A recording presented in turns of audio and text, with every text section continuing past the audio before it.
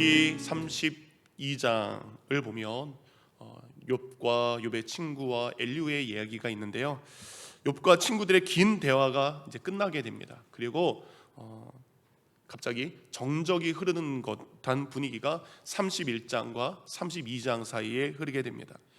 왜 갑자기 이런 정적이 흐릅니까? 이제 서로에게 할 말이 없기 때문이에요. 왜 그렇습니까? 계속 다투고 싸우잖아요. 욥과 욥의 친구들은 서로 각자의 주장이 옳다로고만 하는 상황입니다. 욥은요 계속해서 자신의 죄 없음에 자신이 내가 죄가 없음에도 불구하고 난 하나님께 고난을 받았다라고 이야기하고요. 욥의 세 친구는 끊임없이 아니야 너는 죄를 지어서 고난을 받는 거야 라고 이야기를 합니다. 서로 다른 이야기를 하게 된다면 나중에 하나님께서 이들 가운데 판결하실 때 누군가는 칭찬을 하고 누군가는 책망을 하시겠죠. 그렇죠? 누군가는 분명히 틀린 겁니다. 그런데 욥기 42장에 보면 하나님께서 욥에게 나타나셨고 욥은요 그 순간 하나님 방금 전까지 잘못 없다고 했던 욥은 하나님 제가 잘못했습니다. 제가 하나님 앞에 회개합니다라는 회개의 기도를 드리게 됩니다. 욥의 세 친구들도 마찬가지입니다. 욥의 세 친구들도 하나님 앞에 책망을 받습니다. 나는 너희들에게 노하노라. 왜 욥과 그리고 욥의 세 친구들 그들은 하나님께 회개 기도할 수밖에 없었고 하나님 앞에 책망을 받을 수밖에 없었을까? 여러분 그들은요 하나님께서 욥기를 통해서 우리에게 주시는 그 고난에 향한 하나님의 뜻과 그 고난을 통한 그 고난의 의미를 알지 못하고 고난의 이유에만 욥도 그렇고 그의 친구들도 집중했기 때문입니다. 왜 이런 고난을 겪었을까? 그것만을 생각한 것입니다. 여러분 욥은 자신이 죄가 없음에도 불구하고 고난을 받았다고 그 고난을 허락하신 하나님 앞에 항변하고 있습니다. 하나님 오늘 본문도 왜 나를 원수로 여기십니까? 라고 이야기하고 있습니다. 욥은요 하나님께서 주신 고난을 그냥 겸허히 받아들이기보다 자신의 무죄함만을 주장하면서 자신의 의로움을 이야기했기에 나중에 그는 자신의 잘못을 깨닫고 하나님 앞에 회개의 기도를 올리게 됩니다. 욥의 친구들도 마찬가지입니다. 욥이 분명히 죄를 지었기 때문에 욥에게 이런 고난이 왔다라고 욥은 단정합니다. 그리고 그 고난에 대해서 위로하는 것이 아니라 정죄만 하게 돼 있습니다. 그러니까 상처받은 친구의 영혼을 위로하기보다 욥에게 한 가지만을 요구하고 있습니다. 욥, 내가 지은 모든 죄를 인정하고 시인해라. 욥의 친구들은 왜 하나님께서 욥에게 이런 고난을 허락하셨는지 그리고 그런 고난을 통해서 욥에게 어떤 일을 하기를 원하시는지 그것에 대한 관심은 없습니다. 그렇다 보니까 욥은 욥대로 상처를 지금 받고 있는 거예요. 욥의 친구들은 욥의 친구들대로 욥의 말과 태도가 계속 불편하기 시작합니다. 이렇게 욥과 욥의 친구들은 서로 내 편과 너의 편, 내 편으로 둘이 갈라져 버린 것을 알 수 있습니다. 이렇게 서로 갈라져 있는 상황에서 오늘 한 새로운 인물이 등장하게 됩니다. 그의 이름은 엘리후라는 이름을 가지고 있습니다. 그는 욥과 욥의 친구들이 욥기 3장부터 31장까지 정말 긴 대화를 하는 그동안 한쪽에서 그들의 모든 대화를 천천히 다 듣고 있었습니다. 대화는 듣고 있었지만 그들의 이야기에 끼어들지 않았던 것은 자신이 어리기 때문이다라고 이야기하는 거예요. 그러니까 어른들이 계속 이야기하고 있기 때문에 어린 자기가 그 안에 끼어들지 않고 그들의 말을 처음부터 끝까지 다 들은 것입니다. 이렇게 엘리후는 정말로 그들의 모든 이야기를 다 듣고요. 이제는 그의 침묵을 깹니다. 그리고 닫은 입술을 열어 이제 입을 열기 시작합니다. 그렇다면 욥과 욥의 친구들의 모든 이야기를 들은 이 엘리후는 과연 욥의 편일까요? 아니면 욥의 친구들 편일까요? 여러분 엘리후라는 이름의 뜻은 그가 나의 하나님이란 뜻입니다. 그러니까 믿는 사람이겠죠. 그의 아버지의 이름이 32장 2절에 나와 있는데 바라겔. 그의 아버지의 이름은 하나님께서 복주신다라는 이름을 가지고 있습니다. 그리고 엘리후라는 사람을 보면 람종족이라고 되어 있는데 이 람족은 많은 성경학자들에 의하면 이 욥과 친족관계, 친척관계라고 이야기를 합니다. 여러분 엘리후와 그의 아버지의 이름에서 알 수 있듯이 엘리후는 신앙의 가문의 출신입니다. 그리고 욥과는 친척 관계에 있게 되는 거죠. 그러면 누구의 편을 들어줘야 됩니까? 당연히 욥의 편을 들어줘야 마땅할 것 같습니다. 그런데 여러분, 오늘 엘리후는 욥의 편이 아닌 것 같습니다. 오늘 본문 전에 나와 있는 욥기 32장을 보면 그가 욥을 향해서 2절에 이렇게 화를 내는 장면이 나옵니다. 람 종족 부스 사람 바라게의 아들 엘리후가 화를 내니 그가 욥에게 화를 내면 욥이 하나님보다 자기가 의롭다 함이요. 그러니까 엘리후 동안 욥의 이야기를 계속 듣는데 욥은 처음부터 끝까지 자신의 의로움만을 주장하고 있는 그 욥의 모습에 화가 납니다. 왜 그렇습니까? 여러분, 나는 죄가 없는데 하나님께서 나에게 고난을 주셨다라고 하는 이 욥의 논리를 반대로 한번 뒤집어 보시기 바랍니다. 하나님께서 욥에게 고난을 주신 것은 뭐예요? 그럼 잘못 고난을 주신 거죠. 하나님이 실수하신 거죠. 하나님은 의롭게 그를 심판하셔야 되는데 욥은 내가 의로운데 고난을 주신 거예요. 그러면 반대로 누가 불의한 겁니까? 의로운 욥에게 고난을 주신 하나님이 불의한 분이 되시는 거예요. 그거에 엘리후가 화가 나 있는 겁니다. 그렇다면 이제 욥의 편이 아니라 욥의 세 친구들 그들의 편일까요? 그것도 아닌 것 같습니다. 그 뒤에 나온 3절은 이렇게 되어 있습니다. 그리고 그는 욥의 세 친구들이 욥의 말에 대답도 못하면서 그를 죄인으로 단정하기 때문에 화가 나서 그들을 못마땅하게 생각하였다. 욥은 자신이 겪는 고난의 이유를 알지 못합니다. 하나님 왜 이러십니까? 라고 그가 궁금하다면 욥의 친구들은 그들이 이야기합니다. 우리는 지혜로운 사람이다. 나는 영적으로 지혜로운 사람이다. 나는 나의 인생의 경륜을 가지고 지혜로운 사람이다 라고 이야기한다면 그들이 가지고 있는 스스로의 지혜를 가지고 욥이 납득할 수 있도록 고난의 이유를 설명해 주면 됩니다. 하지만 이들은 여러분 자신들의 생각만을 가지고 한 가지만을 욥에게 집요하게 말하고 있습니다. 내 죄 때문에 내 고난을 받은 것이다. 곧 너의 고난은 너의 죄 때문이다 라는 말만 하고 있는 것입니다. 욥을 설득하고 이해하고 그리고 그를 동정하는 마음으로 이야기하는 것이 아니라 여러분 비난에만 집중하고 있는 엘리후 그들의 모습에 엘리후는 욥의 세 친구에게도 화가 나 있다라는 겁니다. 이렇게 엘리후는 욥의 편도 아니고 욥의 세 친구의 편도 아닌 것 같습니다. 그렇다면 엘리후는 누구의 편일까? 이번 주에 설교를 준비를 하면서 가장 어려웠던 부분이 그러면 이 엘리후라는 사람은 과연 어떤 사람으로 봐야 될 것인가? 정말 믿음이 좋은 사람인가? 아니면 교만한 사람인가? 하나님께 쓰임받는 사람인가? 아니면 자기 마음대로 설치는 사람인가? 지금 그가 하나님의 지혜로 말하고 있는 것인가? 욥의 친구들처럼 사탄에 미혹되어서 말하고 있는 사람인가? 여러 가지로 혼란한 부분이 많았습니다. 왜냐하면 여러분 그가 하는 말은 대부분 맞는 말이 많았기 때문입니다. 욥의 친구들은 잘못된 말이 많았어요. 그러나 엘리후의 말은 그가 하는 말이 참 맞는 말이기 때문입니다. 왜냐하면 욥과 친구들의 문제가 무엇인지를 정확히 파악하고 있습니다. 그리고 그는 이야기합니다. 나는 사람에게 영광 올려드린 사람을 위한 말을 하지 않습니다. 나는 하나님 앞에서 말하고 있다라는 고백을 하는 것을 볼 수 있습니다. 그러니까 그의 말과 말의 내용을 보면 참 맞는 말입니다. 그런데 여러분 32장을 여러분께서 한번 나중에 보면 이 엘리후가 아까 얘기했잖아요. 자신은 어린 사람이고 욥과 다른 이들은 연장자다라고 되어 있습니다. 그런데 성경을 읽다 보니까 이 엘리후가 욥과 세 친구들에게 함부로 대하는 태도를 읽힐 수 있습니다. 자신보다 나이 많은 분들을 향해서 영 마음에 안 든 표시를 합니다. 어른들에게 쉽게 화를 냅니다. 그리고 이런 얘기를 해요. 어른이고 노인이라고 해서 내가 지혜로운 줄 알았는데 당신들은 지혜롭지 않군요 라는 말을 서슴없이 이야기를 하기도 합니다. 이런 말을 해요. 내가 당신들에게 말하지 않으면 내 속에 불화같이 밀고 화가 나서 말을 하지 않고는 견딜 수 없습니다 라는 이야기를 합니다. 말은 바른 내용이지만 말의 태도나 모습이 굉장히 건방진 것을 우리는 볼 수 있습니다.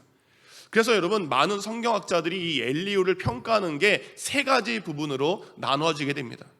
첫 번째 성경학자들은 이 엘리후라는 사람이 도전적인 젊은 신앙인이다. 그는 자기가 가진 이 패기와 혈기를 가지고 하나님의 일을 감당하려고 한다라는 이야기를 합니다. 두 번째 신학자들은 이 엘리후나 욥의 세 친구들이나 똑같이 욥을 정죄하는 사람 중에 한 사람이다라는 이야기를 합니다. 근데 마지막 세 번째 성경학자들은 이런 얘기를 합니다. 엘리후는 하나님께서 욥을 깨우치게 하기 위해서 사용한 충고자다라는 평가를 하기도 합니다. 과연 엘리후는 어떤 사람일까? 근데 말씀을 묵상하면서 이런 생각이 들었습니다. 엘리후는 그 누구의 편도 아니라 여전히 부족하고 여전히 연약한 부분이 많지만 그는 하나님 편에서 지금 욥을 위해 쓰임받고 있는 사람이다라는 생각을 들었습니다. 각각의 성경학자들이 엘리후를 평가하는 그 평가의 내용은 다 나름의 이유가 있습니다. 맞습니다.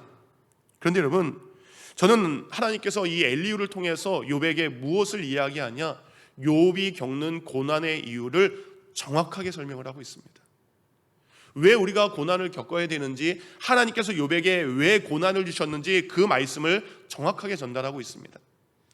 욥의 친구들은요, 사용하지 않았던 단어가 있습니다. 하나님의 은혜입니다. 네, 엘리후는 욥을 향해 이야기합니다. 하나님의 은혜가 당신에게 임하기를 원합니다. 또 이런 이야기를 합니다. 당신이 기뻐하기를 원합니다 라는 이야기를 합니다. 당신이 하나님을 찬양하기를 원합니다. 그리고 이런 얘기를 합니다. 당신이 회복되기를 원합니다. 욥의 세 친구들은 전혀 이런 이야기를 하지 않았습니다. 그런데 엘리후의 이야기에는 이런 고백들이 담겨져 있습니다. 엘리후는 우리와 똑같은 사람입니다. 우리도 때로는 혈기를 내고 우리도 지혜가 부족하고 여전히 다듬어져야 될 부분이 너무나 많은 사람들입니다. 그렇지만 하나님께서는 엘리후에게 있는 그 믿음을 보시고 그를 지금 이 순간 하나님의 뜻을 전하는 전달자로, 그리고 욥에게 권면하는 권면자로 사용하신 것을 알 수 있습니다. 32장에는 부족하지만 이제 33장 저희가 읽은 오늘 본문을 볼 때 그가 하나님의 말을 전할 때 그의 태도와 그의 모습이 달라진 것을 볼 수 있습니다. 오늘 저희가 읽은 33장 1절부터 4절까지의 본문을 세 번역으로 읽어드리겠습니다. 욥 어른은 부디 내가 하는 말을 잘 들어주시기 바랍니다.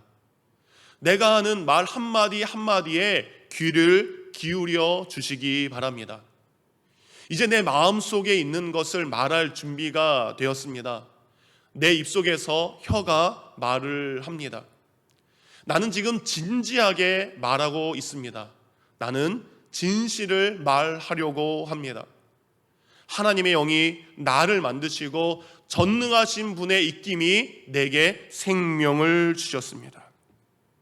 저희가 아까 읽었던 개역개정은 욥을 향해서 욥이여 내 말을 들으며 라고 되어 있습니다.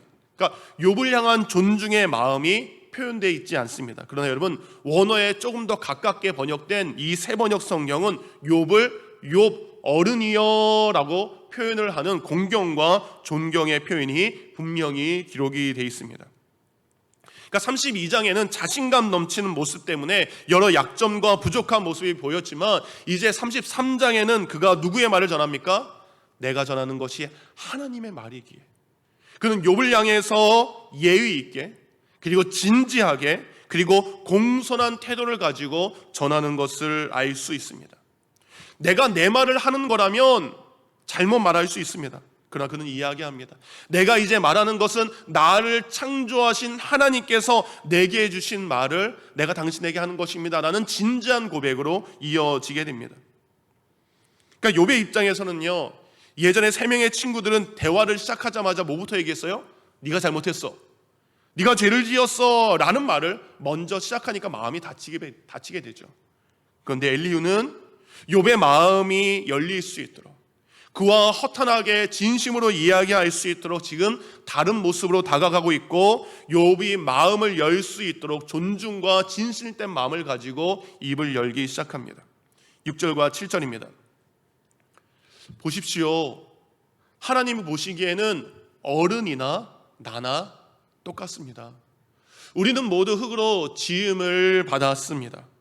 그러므로 어른께서는 나를 두려워하실 까닭이 없습니다. 내게 압도되어서 길을 펴지 못하는 일이 있어서는 안 될 것입니다. 여러분, 엘리후의 말은 이런 뜻입니다. 지금 고난을 겪고 있는 어르신의 모습이나 저나 똑같은 사람입니다. 저나 어르신이나 우리 모두 하나님께서 흙으로 지음받은 존재일 뿐입니다. 제가 비록 어르신보다 젊고 건강하고 똑똑한 것처럼 보이지만 하나님 보시기에는 어르신이나 저나 똑같이 연약한 존재일 뿐입니다. 두려워하지 마시고 기죽지 마시고 제게 하고 싶은 말씀이 있다면 편하게 하시기 바랍니다. 당신이 연약한 존재인 것처럼 저도 연약한 존재입니다. 당신이 실수할 수 있는 것처럼 저도 실수할 수 있습니다. 내가 어떻게 당신을 감히 설득할 수 있겠습니까? 저 또한 연약하게 당신을 정죄할 수 없습니다. 다만 하나님께서 당신을 도와주셔서 깨닫게 해주시기를 원합니다. 여러분, 이것이 엘리후의 마음입니다. 곧 자신의 마음으로, 아까는 어떻습니까? 화가 나는 마음으로 이야기하지 않습니다. 자신이 전해야 될 그 말이 하나님의 마음이기 때문에, 지금 욥을 바라보고 있는 하나님의 마음이 엘리후에게 감동되었기 때문에 자신의 개인적인 말이 아닌 하나님의 마음으로 그에게 전달하고 있습니다. 여러분, 어떻게 대화하고 어떻게 다른 사람과 이야기하고 계십니까? 우리도 이렇게 대화하고 이야기해야 됩니다. 그러니까 대화를 나누는 상대방을 향해서 우리는 그 사람에게 맞는 존중을 해야 됩니다. 그리고 그에게 맞는 마음의 위로를 그에게 전해야 하는 것입니다. 여러분, 말하는 본인이 내가 상대방보다 똑똑하고 지혜롭다라는 교만을 버려야 되는 것입니다. 우리 모두가 하나님이 창조하신 똑같은 사람이라는 것을 인정하고 겸손한 마음으로 이야기를 나누는 것이 신앙인의 모습이라는 것입니다.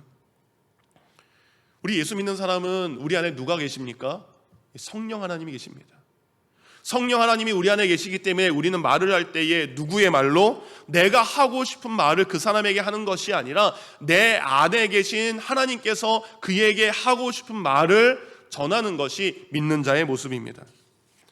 여러분, 베드로전서 4장 11절을 이렇게 이야기하고 있습니다. 만일 누가 말하려면 하나님의 말씀을 하는 것 같이 하고, 누가 봉사하려면 하나님이 공급하신 힘으로 하는 것 같이 하라. 왜냐하면 범사의 예수 그리스도로 말미암아 하나님이 영광을 받으시게 하려 함이라. 그에게 영광과 권능이 세세 무궁토록 있을지어다. 아멘. 하나님이 영광 받으시는 것은 우리가 일을 할 때도 하나님이 주신 힘으로 하는 것처럼, 그리고 우리가 말을 할 때도 누가 말하는 것처럼 하나님이 말하는 것처럼 말해야 된다라는 겁니다. 그러니까 엘리후는 32장에 자기가 들었던 생각과 의견이 아닌 하나님의 마음을 담아 그에게 하나님의 뜻을 전하고 있습니다. 엘리후는요, 자녀와 모든 소유를 잃은 욥, 그리고 아내와 친구들에게 버림받고 있는 그 몸까지 아픈 욥을 바라보면서 하나님의 마음으로 정중하게 이야기를 풀어나가는 것을 알 수 있습니다. 곧 하고 싶은 말부터 먼저 막 하는 것이 아니라 그가 내가 전하고자 하는 말을 들을 수 있도록, 여러분, 내가 하고 싶은 말을 하는 것이 아니라 여러분, 우리가 주님께 영광 올려드리는 말을 하기를 원합니다. 내가 이웃에게 높은 자, 교만한 자, 자만한 자가 아니라 같이 아파하는 자의 마음으로, 같이 우는 자의 마음으로 이야기를 하기를 원합니다. 이렇게 엘리후가 욥에게 정중하게 말하는 이유는 이제 드디어 자기가 하나님께 받은 말씀을 전하고 싶기 때문입니다. 아무리 하나님의 뜻이라도 그가 마음으로 받아들일 준비가 돼 있지 않으면 그는 들을 수 없습니다. 하나님께서는 엘리후에게 지혜를 주셔서 이제 하나님께서 주시는, 그에게 주시는 메시지를 전할 수 있는 마음의 준비를 하게 한 것입니다. 2차 세계대전 때 한 어린 소녀가 유대인 포로 수용소에 있다가 천신만고 끝에 그것을 어렵게 탈출해서 동굴 속에 숨어들게 되었습니다. 그런데 워낙 비극적으로 이 소녀는 연합군이 오기 전에 그 캄캄한 동굴 안에서 죽음을 맞이하게 됩니다. 그 소녀는 죽기 전에 어두운 동굴 속에서 이런 글을 남겼다라고 합니다. 햇빛이 비치지 않아도 나는 태양이 있음을 믿는다.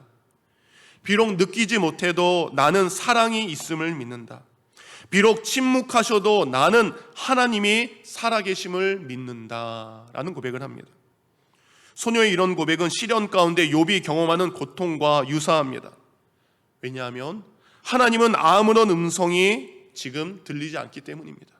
욥의 입장에서는 자신의 고통 앞에, 자신의 부르짖음 앞에 하나님이 침묵하고 계신다고 느낄 수밖에 없기 때문입니다. 왜냐하면 그가 기도했어요. 정말 간절히 기도했습니다. 하나님, 왜 저에게 이런 일이 있습니까? 하나님 도와주세요. 하나님 살려주세요. 하나님 나를 붙잡아 주세요. 그는 정말 간절하게 기도했습니다. 그런데 하나님의 직접적인 음성이 지금 욥기 33장까지 들리지 않습니다. 욥기 30장 20절 그의 마지막 고백이기도 합니다. 그가 이렇게 이야기합니다. 내가 주께 부르짖으나 주께서 대답하지 아니하시오며 내가 섰사오나 주께서 나를 돌아보지 아니하시나이까. 내가 하나님께 기도하는데 하나님은 왜 대답하지 않으십니까? 하나님이 잘 보일 수 있도록 제가 이렇게 일어서 있지 않습니까? 하나님, 저에게 하나님의 모습을 보여주시고 하나님의 음성을 들려주십시오. 하나님의 침묵에 고통스러워하는 이 욥에게 드디어 엘리후는 하나님의 말씀을 전하게 됩니다. 33장 13절부터 14절까지. 그런데 어찌하여 어르신께서는 하나님께 불평을 하면서 대드시는 것입니까? 하나님께서 하시는 모든 불평에, 어른께서 하시는 모든 불평에 일일이 대답을 하지 않으신다 해서 하나님께 원망을 할 수 있습니까? 엘리후는 하나님을 향해 원망하는 욥에게 이런 이야기를 합니다. 왜 하나님께서 어르신에게 대답하지 않는다라고, 왜 어르신은 계속해서 불평만 하고 계시는 것 같습니까? 그런데 아닙니다. 하나님께서 침묵하고 계시지만 실은 하나님께서는 어르신에게 말씀하고 계십니다. 너무나 크고 너무나 분명하게, 너무나 확실하게 하나님께서는 욥에게, 당신에게 말씀하셨습니다. 문제는 어르신이 하나님의 음성에 귀 기울이지 않는 것입니다. 그게 33절에 있는 거예요. 사실은 하나님이 말씀을 하시고 또 하신다 하더라도 사람이 그 말씀에 귀를 기울이지 않았을 뿐입니다. 욥은요, 하나님께 기도했는데 하나님이 응답하지 않으셨고 침묵했다라고 이야기하는데, 하나님은 엘리후를 통해서 아닙니다. 하나님은 욥 당신에게 말씀하셨습니다. 그렇다면 언제 하나님께서 욥에게 말씀하셨을까? 15절과 16절. 사람이 꿈을 꿀 때에, 밤에 환상을 볼 때에, 또는 깊은 잠에 빠질 때에, 침실에서 잠을 잘 때에, 바로 그때에 하나님은 사람들의 귀를 여시고 말씀을 듣게 하십니다. 사람들은 거기에서 경고를 받고 두려워합니다. 하나님께서는 고난당하는 욥을 위로하기 위해서 꿈에 그를 찾아가셨습니다. 때론 환상을 통해서 욥에게 보여주셨습니다. 지치고 고단한 몸을 이끌고 고단한 잠에 빠졌을 때 하나님은 그 꿈속에서 욥의 눈에게 보이게 하셨고 귀에 들려주셨고 그분의 음성을 보여 들려주셨습니다. 욥은 깨닫지 못했지만 하나님은 계속해서 욥에게 이렇게 말씀하고 계셨습니다. 지난 주일 아침 있었던 이야기를 잠깐 나누기를 원합니다. 지난 주일 아침 평소와 똑같이 이른 아침에 와서 말씀을 읽어가며 준비를 하고 있을 때 우연히 제 방에 있는 창밖을 내다보게 되었습니다. 늘 변함없는 똑같은 풍경이죠. 그런데 저 멀리 소나무 하나가 눈에 들어왔어요. 그 소나무의 기둥과 가지와 소나기에 있는 수많은 잎사귀들이요, 여러분 이렇게 살랑살랑 이렇게 흔들흔들하는 모습을 보게 되었습니다. 근데 그 순간 그때 그 모습이 마치 소나무가요 손을 들고 좌우로 흔들면서 정말 하나님을 찬양하는 것 같은 거예요. 너무나 평소에 똑같이 봤던 모습인데 그 순간 그 소나무가 손을 들고 자신의 온 몸을 흔들면서, 그리고 가지가 높이 들어 하나님을 찬양하는 듯한 모습으로 큰 은혜를 받았어요. 감동과 전율을 느끼게 되었습니다. 주일 아침 저 나무들조차도 하나님을 찬양하고 있구나라는 영감을 받고 큰 은혜를 받았습니다. 그런 마음에 이제 교회 여기 본당에 와서 예배를 드리는데 이런 기도가 있어요. 하나님, 저 선토나무조차도 하나님을 찬양하고 있는데 하나님, 우리 모든 성도들도 하나님을 귀하게 찬양하길 원합니다. 오늘 하나님의 임재하심을 저 소나무가 느끼고 찬양하는 것처럼 우리 샬롯 열린교회에서 드리는 이 예배에 하나님의 임재함을 느끼고 우리가 하나님을 찬양하길 원합니다. 여러분, 하나님은 이렇게 다양한 방법으로 하나님의 살아계심과 하나님의 뜻을 우리에게 말씀하시는 줄 믿습니다. 지금 여러분에게도 동일한 말씀이 있는 줄 믿습니다. 그렇다면 하나님께서 엘리후를 통해서 이제 고난의 이유를 드디어 알려주십니다. 욥도 몰랐고 욥의 친구들도 모른 채 그저 자신들의 이야기만 했던 그들에게 그렇다면 왜 이런 고난이 있었나, 그 고난의 이유를 드디어 이야기하죠. 17절부터 19절 다 같이 한 목소리로 읽겠습니다. 시작. 하나님은 사람이 죄를 짓지 않도록 하십니다. 교만하지 않도록 하십니다. 하나님은 사람의 생명을 파멸에 빠지지 않도록 지켜주시며 사람의 목숨을 사망에서 건져주십니다.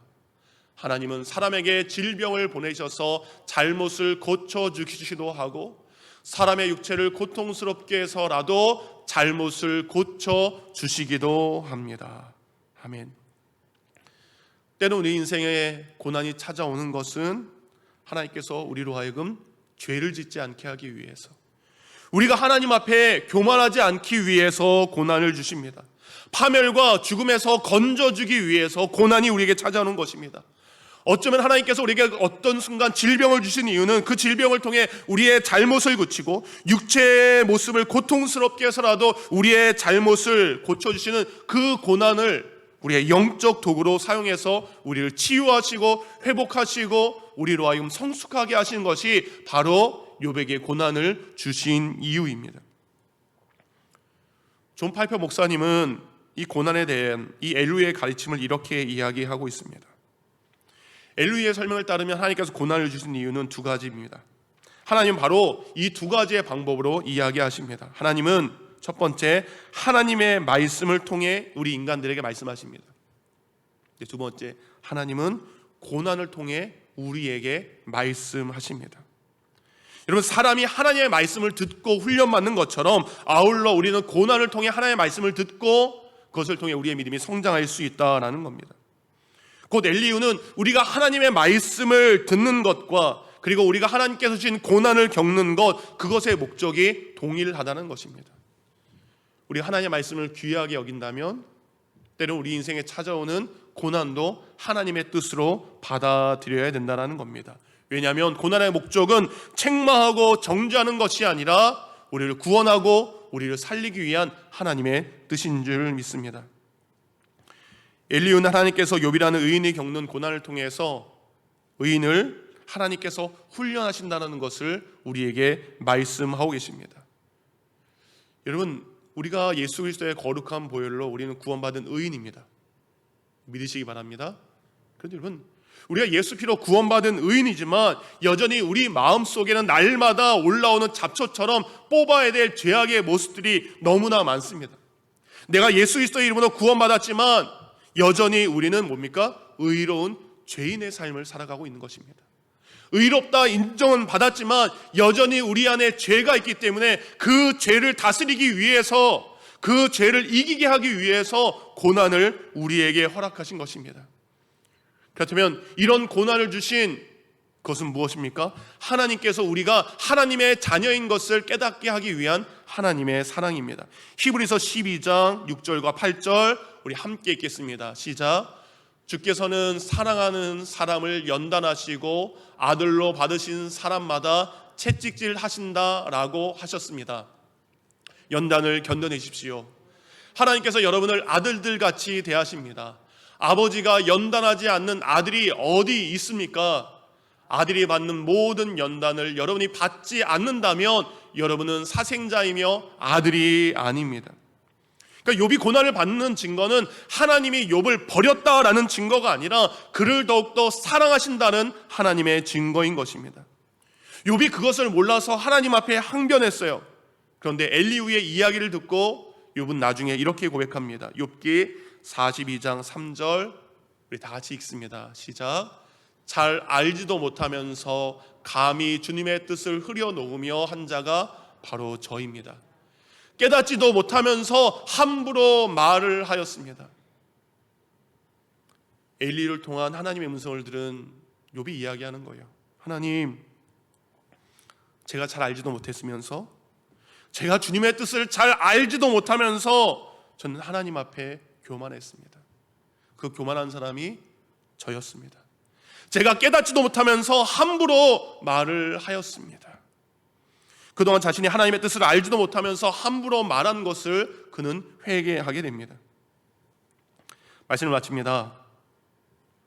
하나님의 자녀들, 곧 하나님을 믿고 성령의 인도함을 받으며 예수 그리스도의 보혈의 공로로 용서함 받은 우리는 고난을 당연히 받는 것입니다.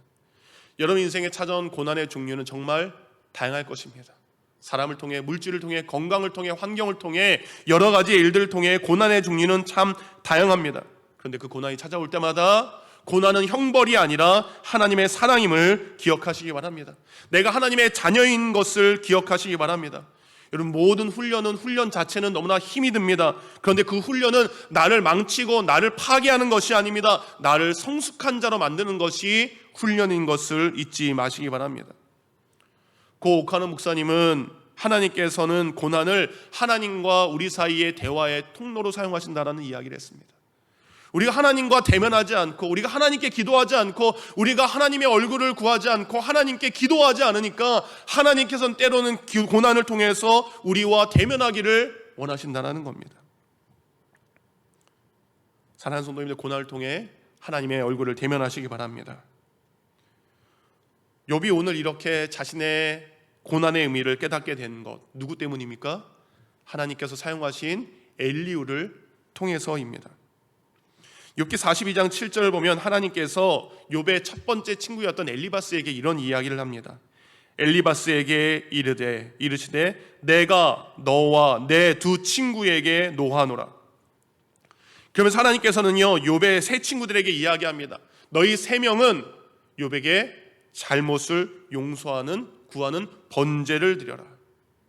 근데 그 세 사람 중에 지금 누구의 이름이 빠져 있습니까? 오늘 엘리후의 이름이 빠져 있습니다. 33장부터 37장까지 엘리후가 수많은 이야기를 합니다. 근데 욥은 그럼 38장에 이전에 친구들한테 했던 것처럼 뭐 해야 됩니까? 엘리후의 이야기를 듣고 또 대꾸해야 되고 항변해야 됩니다. 근데 37장으로 엘리후의 고백이 끝났지만 욥은 침묵합니다. 욥은 엘리후의 진심 어린 고백을 듣고 공감했기 때문입니다. 이곳에 있는 여러분 모두가 엘리후처럼 하나님의 뜻을 전달하는 전달자의 사명을 감당하기를 원합니다. 나의 말을 전하는 것이 아니라 하나님의 마음을 전하는 자가 되기를 원합니다. 아픔을 겪고 있는 이들에게, 고난의 이유를 알지 못한 이들에게 하나님의 뜻을 알려주는 귀한 믿음의 사람들이 되기를 원합니다. 그리고 고난은 하나님의 침묵이 아닌 하나님의 사랑인 것을 확인하고 이 고난의 시기를 지나가는 저와 여러분이 되기를 주님의 이름으로 축원드립니다.